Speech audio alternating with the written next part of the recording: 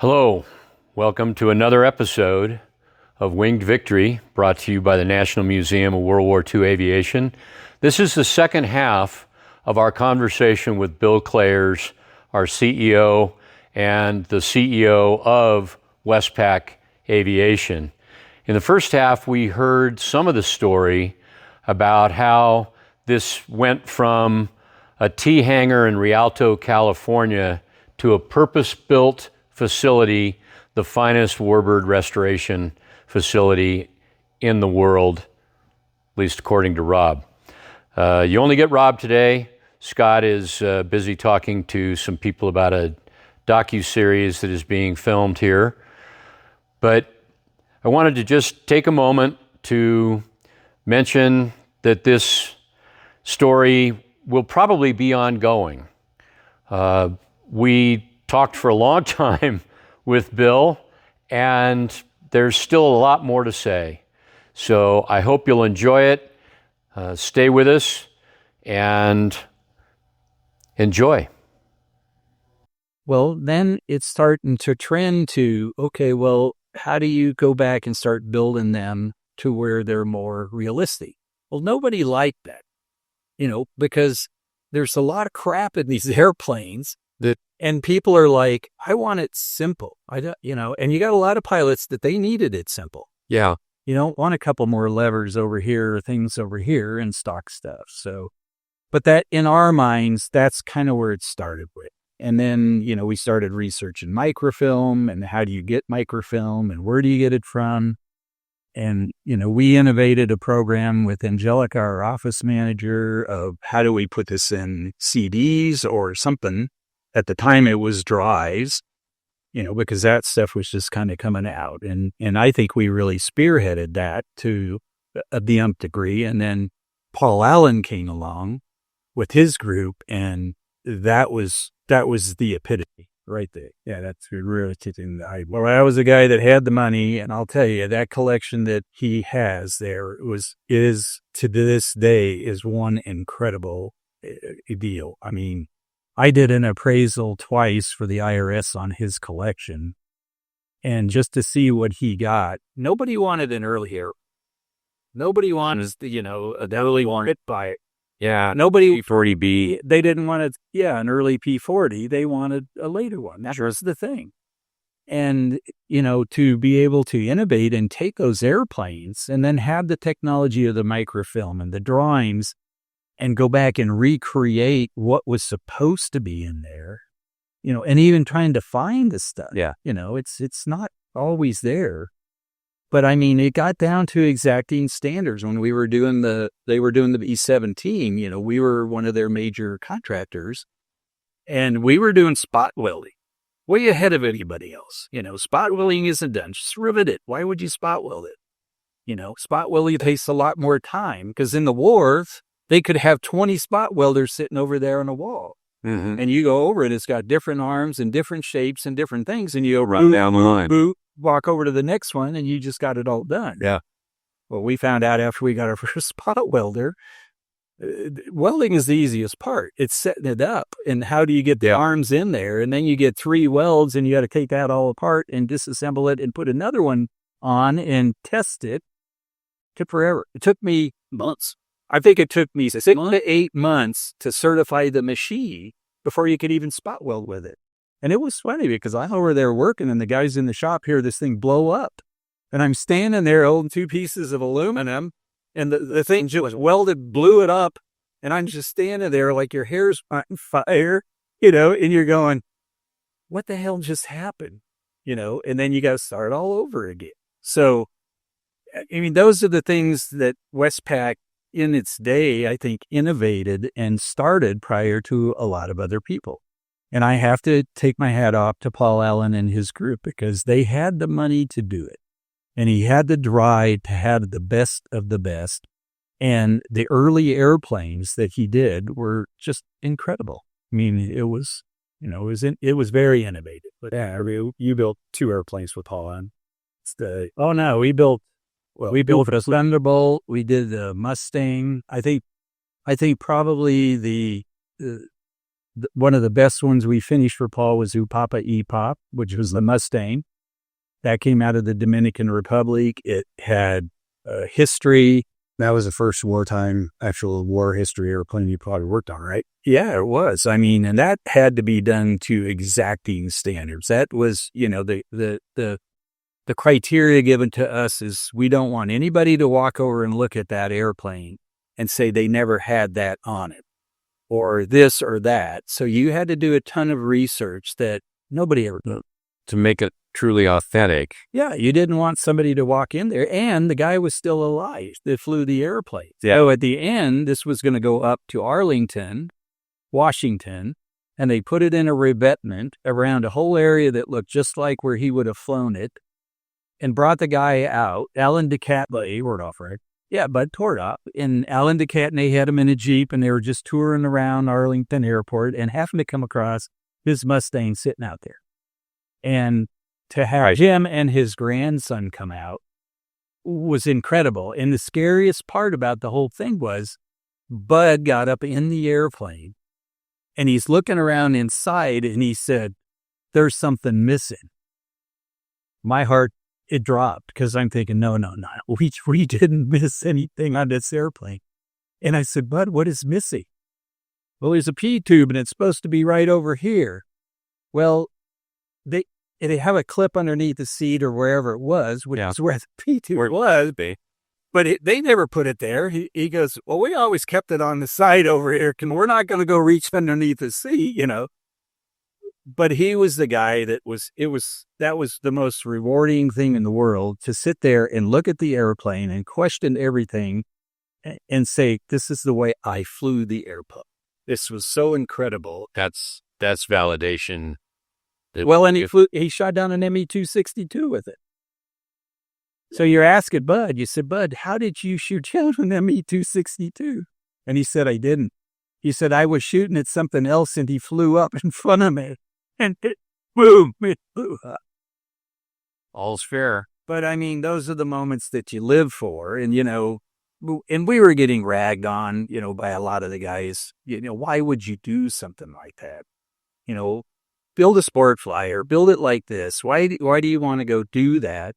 Because it's the right thing to do. Well, if you're trying to recreate history, especially something that has the provenance, Yes. We got 30 flying airplanes in here, and 2 of them have known combat history, and one's from Vietnam, which is the Skyraider, and the other one is White 33. And to have White 33 in here, and then at the same time we were building Jandina for Paul Allen. So, that's something special. I mean, absolutely something that most people will never get to do in their lifetime. Well, in White 33, you guys got to show that airplane to Frank Royal. Well, no, actually, I think we came here for a reason. Why was our airport at Rialto closing down? And why did we end up in Colorado Springs and not at San Bernardino Airport or Apple Valley or Seattle? Yeah. And we knew when we brought those airplanes out of New Guinea, we knew the one airplane was Jandina. It was Jandina 3.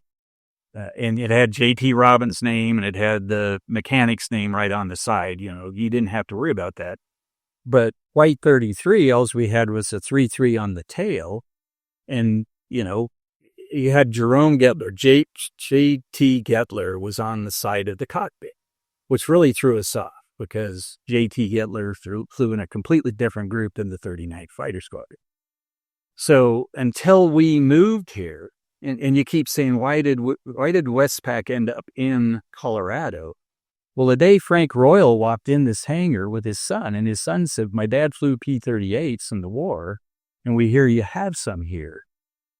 That was incredible. But more so is what we're walking by, and we've just done an article for Air Classics, and we had 5 P-38s sitting out there. So I'm walking and I'm showing them, this is, the Alaska Project, this is the Air Racer, this is this. And this is White 33. The second time I call it White 33, he puts his hand on my shoulder. He goes, "Young man, why do you call that White 33? And I said, "Well, Frank, it had a White 33 and the nose and the tail of the airplane." And he said, "Where did you get it?" And I said, "Out of Finch Haven, New Guinea." And he looked at us and he said, "I flew that airplane." And I kind of questioned some guys, especially at his age at the time. Of course, I'm getting to that age that I should. But, he was the guy that sat down and started telling us about the airplane. He said, I flew it, but I can't tell you I flew it in the theater of war because I didn't have my own airplane. And I said, why is that? He said, I was a commanding officer of the 39th Fighter Squad. And I said, really? And he said, well, he came back 2 weeks later and he brought us all this information. And come to find out, it was one of the first 4 operational P-38s in the Pacific in World War II. It was flown by almost every major ace before they became an ace, and that by itself, after he left, because we stopped the whole shop and sat over and listened to this guy, that made that so much more special to make sure that thing was perfect. Not that Frank knew it that well, but Frank was the first guy to fly it in, and it was one of the first operational P-38s in the Pacific in World War II. I mean, that's pretty incredible. That's a Smithsonian piece. And to be able to restore that and have his memory of what he remembered of those airplanes, being flown, was priceless to us. Because you could go ask him. You would say, hey, what do you remember about this? Or why did they have this? Or what was this for? What are all those little dots that are on this airplane that are white? Well, those were, when they shipped them over, they were worried about sabotage. So Lockheed put these little white decals, and in order you to get into any place in that airplane, you had to break that seal with a screwdriver or a Zeus fast. And they were all over the airplane. And I've had people tell me they didn't have those. All the experts are saying they don't have those. And yet we found them the original part. I thought the piece is still out. There's one of the pieces still on the airplane that had that with the number on the piece. Yeah, a nice little note about that airplane too is that we went to the extent that we would find writing on the inside. Yeah, and a lot, because you would find it when they were doing the work in the factory. The factory codes. Yeah, whether they needed to change a rivet or maybe somebody on up the line was in love with somebody down the line. They sent a little love note or whatever. But we actually transposed all that. Saved it all. I actually still have it in my toolbox. And then when we got done restoring the part, we put it right back on with the same color, the same everything. It's all in that airbat. You'll never see it, but it's there. Well, and there's one rib that in the museum that's in a glass case back there. Some of the parts we didn't have to use. And it was kind of funny because we're all sitting here drinking beer right over here this one night, and we're all looking, and we had just pulled the center section. We're opening up the center section and drilling stuff out. I got the fuel cells out. And we're looking at this thing, and somebody noticed that the writing on this one piece was in pencil. Well, Lockheed never allowed you to write in pencil. It had to be a grease pencil. Right. They were always a color, blue or red or whatever, yellow, that was writing in them. And so we got over there, and we're looking at it. And it was a guy named Baylor, Gorski Baylor or something. And it's May of 1942. 43? Oh, 43. Yeah. And it's written in there, and it said, God help the bastards, and it's signed by this guy. And then there's another inscription below it. Dobadura. Yeah, it's in Dobadura. Okay. So when Frank is telling us the story about when Ken Sparks had the mid-air collision with it, this all came into play, and you're sitting there thinking, oh my God, this is when these guys were restoring this airplane From the crash. in the Mississippi, Yeah. in the jungle, and you're sitting there going, oh my God, we're in a state-of-the-art. This is a state-of-the-art restoration shop, not a hangar like we had in Rialto. This is a purpose-built facility. Yep. And these guys are out there working on this poor thing in the jungle, in the mud. Oh, it was so incredible. Well, and not to be a complete suck up, but you called White 33 a Smithsonian airplane, but it's better than that because it flies. Well, yeah, I mean that I think the Smithsonian does a great job of researching. One of our employees at work here is now working at the Smithsonian. In fact, he's like a foreman over the restoration. Yeah. Because of his knowledge, what he's done and learned from himself, but also here. And so you get to communicate back and forth with him, and the same stuff that we're researching and doing, they've been doing for years. Oh, yeah. But they're doing it more as a museum artifact, as not a flying aircraft. Yeah. So there's a lot of difference in that. And so I say a Smithsonian quality, it'll never be the same because it's flown. Yeah. And those little decals are shipping and flying off. And we always talk about, well, do we want to take them off and put new ones back on? No, it would never have looked like that after we started flying. So, yeah. But those are the cool things in the restoration part. So you got a couple of kind of pinnacle airplanes, I guess, that come through the shock. You got the P-51 UPOP, the EPOPs, probably the P-47 that we did for Paul Allen. And then you got White 33, which is probably the pinnacle to that point, right? Yeah, and not so much the Thunderbolt. I mean, the Thunderbolt is a good restoration, and I think at the time it was probably the best. It was a good, but it wasn't to the extent of White 33 or J. Yeah, because it didn't have the prominence. Like, it just had prominence. That's correct. So that all kind of gears you to get to our last restoration project, which was the Helldiver, which I think personally was probably the most extensive restoration the shop may have ever underdone. I mean, maybe with P-38's pretty close, but I mean, the shape that airplane came out and the extent of what there was and wasn't, and considering how rare that airplane was and the fact there wasn't really any parts available anywhere, I mean, the amount of fabrication work that was done on the Helldiver was pretty phenomenal. So I will agree with you on that, but the one thing I have to say about it is we didn't have it from start to finish. No, we didn't. And so there's a lot of stuff that was done on it previously from it showing up here that you question and you had to go backwards on, and a few other things. I call what White 33 was, it was a virgin. That's something that was untouched by human hands. So, yeah, it gives him out of brown. So, so it, to me, I think from start to finish, I will give you the statement that the Helldiver was an extremely hard plane to do because it's an early model. Yeah. But on the same respect, so was White 33. Yeah. Giandina, not so much, because Giandina, when those two airplanes, we got them out of New Guinea, we hit them in Melbourne, Australia, and we came back to the United States and we bought every P-38 part in the world. Everything. And not only that, we got 3 Razorback Thunderbolts that came out with those too, which we still have here. And we did the same thing. We bought everything we could buy for the Thunderbolts. Well, you didn't get a lot of early stuff. Yeah, I know. I remember. You got a lot of later stuff. So Giandina has a lot of Lockheed parts that came right out of the factory. And we didn't use a lot on that airplane. But White 33 we did. Because when you opened it up, it was so good inside that we strived for every piece that we could use that to make sure that it was airworthy. But, to be able to restore that from start to finish and being a Lockheed product. I mean, you worked on it with me. In the rest of the guy, aliens built Lockheed. I think that their engineers were space aliens, to be honest with you. I think they very well have been. And one of the nice things about that airplane too is it was never crashed. Like Giandina was crashed, and they stripped it for parts, and then they buried it.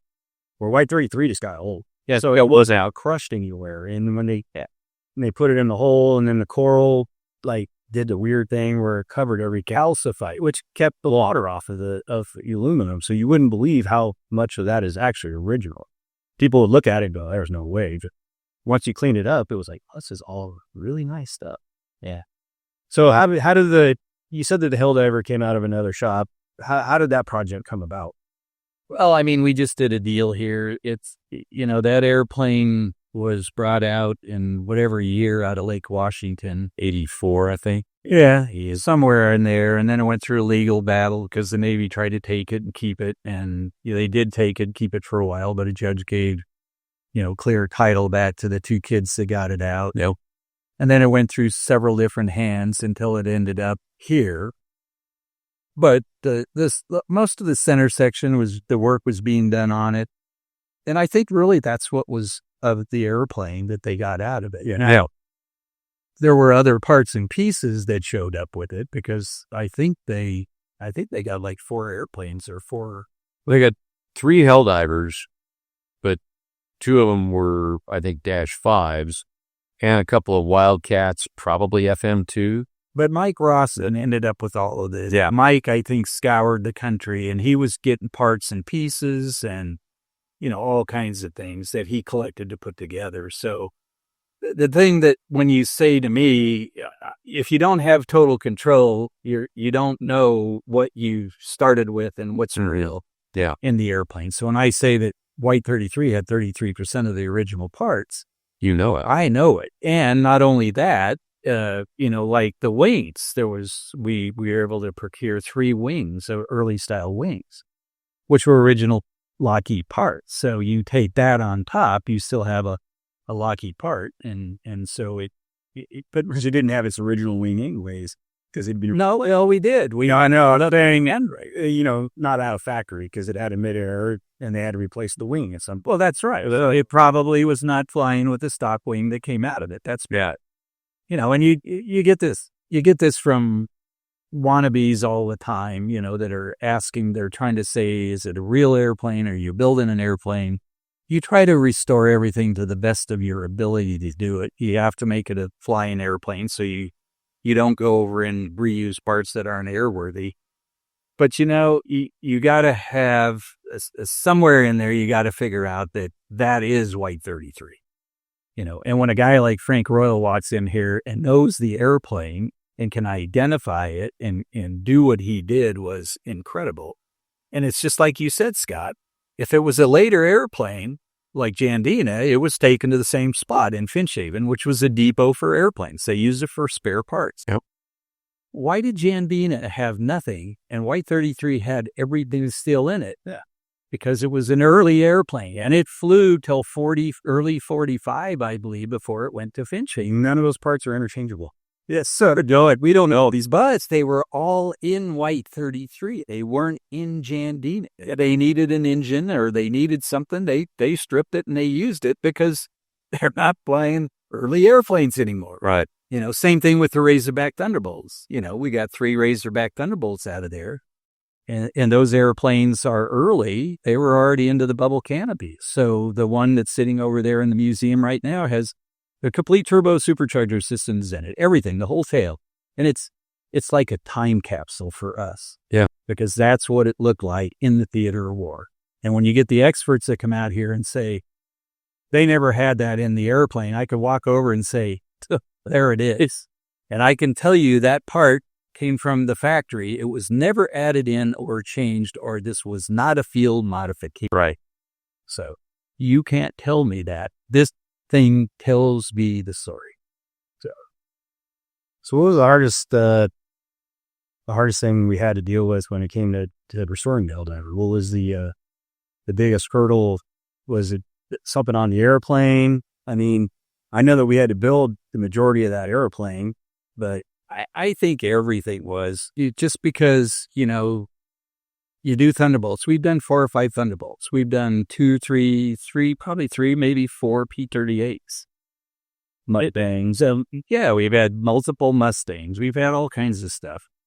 And so that makes those a little bit easier to do to the extent you wanted to do it. But the Helldiver was a complete learning curve because I've never even seen. I was going to say, you said you had never laid eyes on a Helldiver. No, matter of fact, when I was tasked to build the turtle deck, which folds down the back, believe it or not, of the fuselage on the Helldiver, the CAF actually flew theirs into Centennial for, selling rides and everything. So I actually specifically went up there and paid to get in so I could take pictures of that airplane on the ramp. So I had an idea of what it was I was supposed to be doing. Well, and then you had other people's work.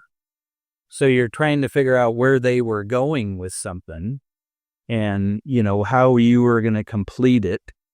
The cowling was a nightmare. We built 2 sets of cowling. We built one set first for Bailies. Yeah. And we built it off of, what did we have? We had an engine and we had hand-built formers, and you had to build it to that and some drawings. And I think we had like 5 cow flaps. Yeah. The original, that was it. But the rest of it was all hand-built. So, I mean, that's monumental. The wings themselves, you had parts and pieces and partial this and that.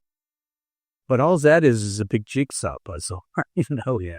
You get this stuff and you're looking at it, and you got to remember in a restoration too, the earlier the airplane, the more complex it is because and especially with this Helldiver, because the Curtis drawings look like they came right out of the 30s. I mean, honestly, you look at the manuals that are there, some of them are handwritten. It's really kind of bizarre. But as the microfilm, as they went to a -3 or a -4 or a -5, they were taking the one out, the -1 step out, and replacing it with a 3 or 4 or 5. So researching and finding the stuff was extremely hard. And you would be looking at this thing, and you would be looking at something on, a wing piece, and you go, okay, well, that wing fold piece, according to this drawing, is right here. But that's a later airplane. Yeah. It's a later airplane. It's not the -1. And so trying to do the research and find stuff was way harder. And it always is, It's like, doing these P-40s. You got an E model, you got an N model, but where are they at on a serial number? It didn't mean anything. When we got Paul Allen's Corsair into our shop, we're looking at it and we're starting to work on the cowling and we're looking at working on the wings. Well, we're looking at the wings and you're looking at the drawings and you go, wait a minute, I know this airplane because it belonged to Larry Rose. He got it surplus. He had all of the Navy logbooks with that airplane. And when it flew, it never had a crash. It never did. And the whole thing, I read them, I know it. Yeah. So I go through it and you're looking at these wings and you're going, what is wrong here? And you realize it's got -4 wings on. Well, maybe the Navy changed them somewhere down the line. So then you start researching and you find out this was a very late series FG1D or F4U1, whatever it was. And you realize, okay, well, if they're building -4 parts and they run out of wings because they had to send some to the Pacific somewhere, they put it down to put a bit of wings because that's all they had. They didn't go, okay, well, let's take and modify these wings. Hell no. Put those wings on this airplane and kick it out the door. And that is the thing about the process then is get them out the door. Good enough's good enough, but get them out the door. Well, but that's my point. There was a war going on, and it didn't mean that from this serial number to this serial number, they called them a -1, but it didn't mean that they weren't putting other things on it. No, of course. And so those are the things that really screw with your mind, and it causes you to have to do a lot of research to find out why. Yeah. Why is that way? And fortunately, the logbooks were the thing that was a saving grace because we were able to see that there was never any damage to it.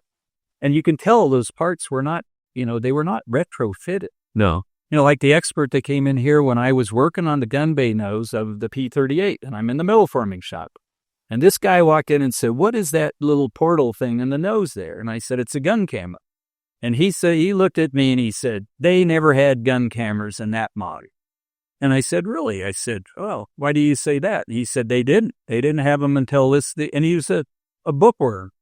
And he read it all, and he was an expert. And I said, well, guy, I'm not sure if that was originally in it or not, according to you, and on the serial number. But I can tell you this started as an E and came out of the factory as an F. And I can tell you the way that wiring and those conduits were in, this is not a retrofit. So you are wrong. This piece of history right here tells me you are wrong, and it had a gun camera in it. Yeah. And I could show them. You could just show them that the parts there is no way you would run this wiring in through this whole maze of bulkheads. You couldn't do it. No, you had to do it as it was coming up. That's exactly right. So those are the anomalies you always put up with. And the Helldiver, to go back to your point, Scott, was the same. I mean, the drawings were terrible. There was stuff that you had that was early. Some of it was late. And you had to kind of just figure out where it fit into that little spot. Well, and they had so many change orders in that whole production run that I'm surprised they knew what was going on from one day to the next. Well, just remember in the furnace line, if you remember, they had so many different problems with them. and they knew they had things that were wrong. And every shot was like this. B-25. They would build a B-25J, whatever, and they were already building a different model. Well, they didn't stop the production line. They took that airplane and they flew it right to an air model, and they would modify it right then and there. Yeah. So even though it came out of the factory this way, it didn't mean that's the way it was when it hit the theater of war. No. Because they couldn't stop the production, but they could actually take it and put it over. Well, they learned that the hard way, because early in the war, they were stopping the production lines. Like, well, no, this needs to be changed. But you can't do that. Yeah. No, not if you're going to win the wars. No. Yeah. So you've had quite a long, illustrious career, definitely setting the tone in restorations, I feel like, throughout the years. And so what do you got left? What is you have a white whale? Do you have something that you're targeting that you want to do before you hang it up? No. Yeah. Everybody asks, what's your next project? And I say the next one. Yeah. I really want to build 1316, which is this P-40 here, because it was a combat veteran. This is one of the plans we brought out with White 33 and Jandina and the Razorback Thunderbolts. So sitting behind me is cool. Am I going to build it back to be a completely stock 100%? No, because I want to share this airplane with people. I want to put a second seat in it. I want to have a better hydraulic system. I want to take some of the anomalies out. When you start a career, you don't know where your path is going to be. But as we were driven to get better and better and try to be at the peak or the pinnacle, you're always looking for the harder thing to do, something that everybody says. And what's the worst airplane to work on? P-38. Yeah. Well, we hit that pinnacle. Done that. Yeah. Not once, but 3 times. Yeah. Now, getting to my age, I want to start stepping down, and I'm starting to look at the more simplistic things, and let's make it easier. So, this is a big deal. I would like to get, one of the Razorback Thunderbolts done, but if we do that, we'll probably do 2, because we have enough parts to do 2. But we got to have that person that wants to build them, and those would be cleans. If you could build it back to stock, we have all the parts to do it. It won't be as hard as it was, when you did the first one. But we also have 2 Hellcat projects, and I've always wanted a Hellcat. I've always thought it was the coolest airplane. It's considered the P-38, I think, was the top one to own in the Army Air Corps stuff. In the Navy has always been the Hellcat. Yeah. They're the least amount that's out there. And we have enough stuff to build too. And I guess just got to take a look how many more years I have left. That's true. So I might be asking you, what do you want to do that we can start that you have to finish somewhere down the line? But any one of those, I don't care. It's pretty cool, though, that you have, an heir apparent to. Yeah, I went through all of my kids, and he actually left and came back. So that was good. Leaving, I never went for it. Oh, I know that. But everybody asks you that, what's going to happen, and you're trying to breed the next group of people that have the passion. Yeah, I don't do this for the money, obviously. I'm not broke. I will tell you that. I do this because I love what I do. Yeah, and I'm here 6 days a week between this and the museum. That's my choice. Yeah. But if you love what you do, you never have to go to work. No. And with you guys as docents bringing people through here, it means a whole lot more. It's not walking around and looking at airplanes. You guys talk the story. You understand what's going on here. You share that dedication with people, and it just makes us a little bit more proud because, you have a lot more meaning. It's not us working for Fall Allen in a place that you could not come in with a camera. You could not take a picture. We couldn't mention his name. We couldn't do anything because of the people surrounding him. Yeah. And that's the thing that I like being away from. Even though you were being able to innovate and do some of the best restorations in the world, even when the museum got opened up, they had these barriers around everything. You couldn't get within 20 feet of more.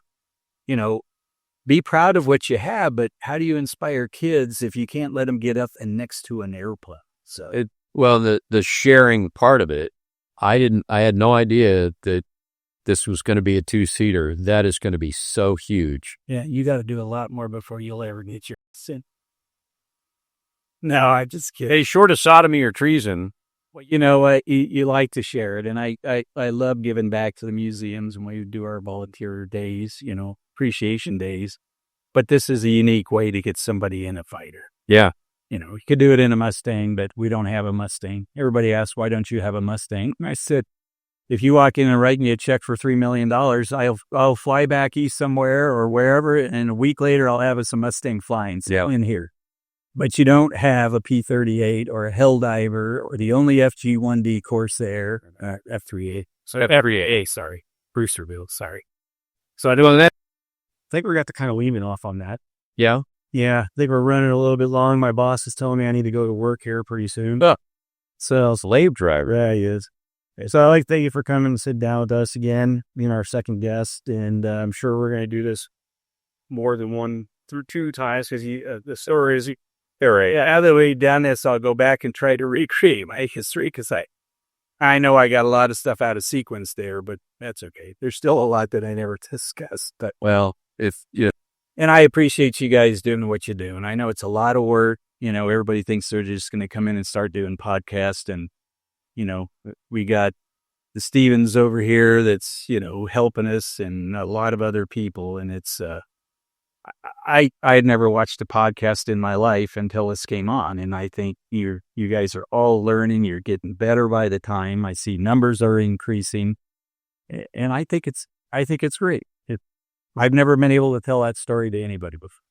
I appreciate that. That's what we're going to be get what we're stories out of them. So we'll definitely get them before I forget them all. Yeah, We'll make up new one. Ladies and gentlemen, Bill Klaers.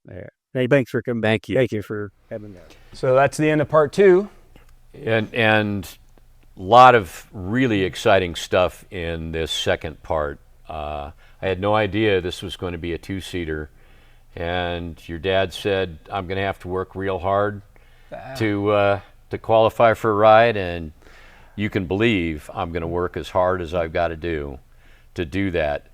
But to hear about coming projects, and your legacy. My legacy. Yeah, well, that has yet to be written. Well, it has yet to be written. Yeah, I know, we're still working on that.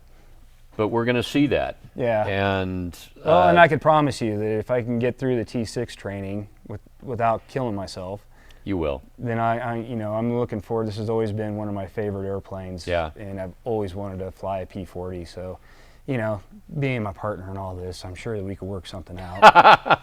If you could trust me enough in that. I would. Yeah, well. I would. You haven't seen me fly yet.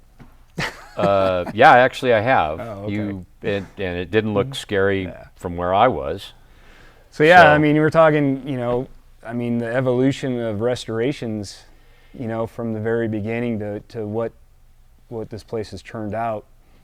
That White 33 project is kind of the pinnacle, huh? White 33 has always been special from the moment I laid eyes on her, but now to hear your dad talk about exactly what went through and why it is so original. Yeah.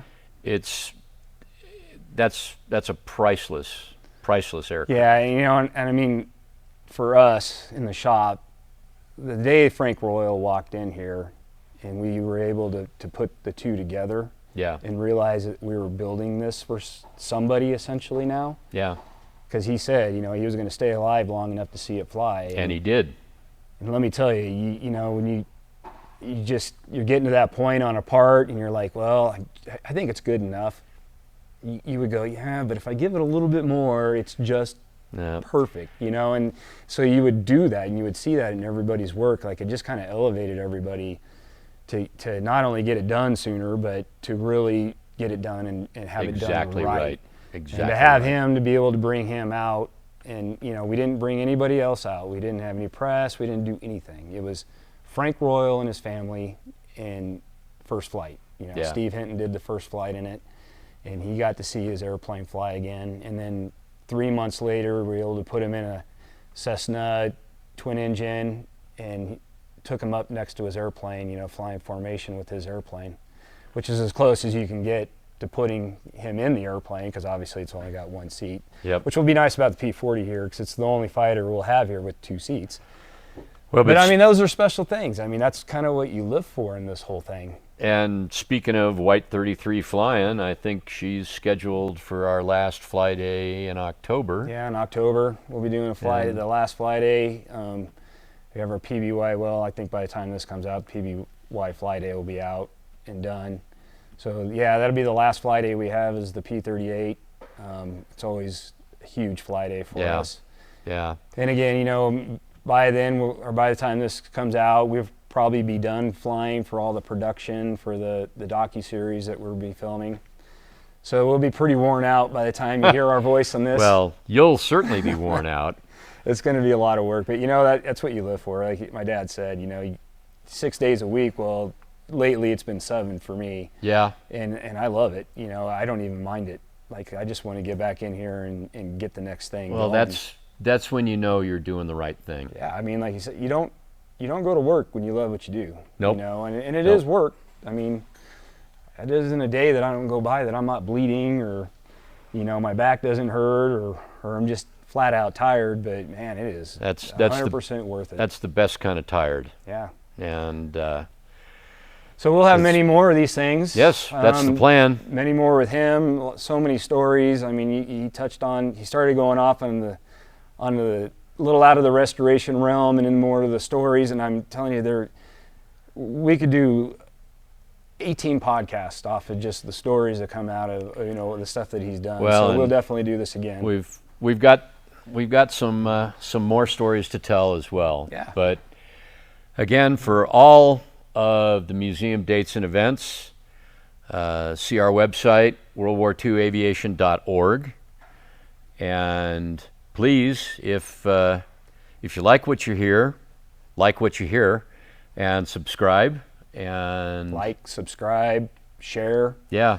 You know, and if you like the visual, you want to see the visual parks, there's definitely a lot of good things to see, and our producer Will is going to be putting in a ton of video and all kinds of cool stuff throughout the podcast. Go to our site on YouTube, and that is National WWII Aviation on YouTube.